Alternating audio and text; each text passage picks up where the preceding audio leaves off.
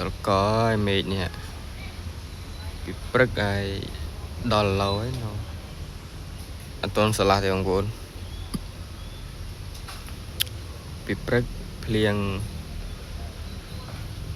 ខ្លាំងដែររហូតដល់បានធ្វើការ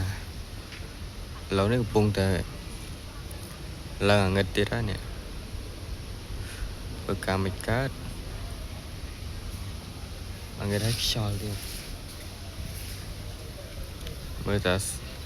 តែស្លឹកឈើដឹងហើយបាទឡងកំពុងខ្យល់មកមែនតើណានេះ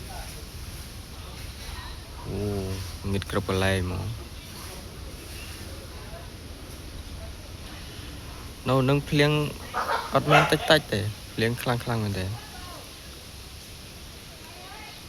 ឡូវលើមមកទៀតហើយហើយអត់បានធ្វើការទេថ្ងៃហ្នឹងហើយការងារ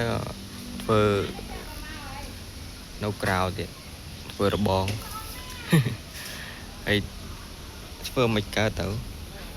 ខែភ្លៀងអញ្ចឹងធ្វើរបងយ៉ាប់បាត់ហើយមីតែមិនរបងនេះតែរបងដីគេផ្សេងឡើងកាត់ថានោះធ្វើរបងកាលពីម្សិលមិញសិលមួយថ្ងៃ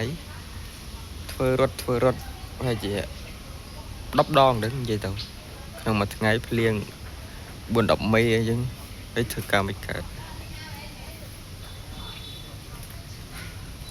ងឹតឈឹងមកហ្នឹងអត់ដឹងទៅណាទេអបសុកមែនទេទៅណាវាមិនកើតអត់មានអីជីហើយដើរទៅផ្សារឆ្ងាយទៀតហត់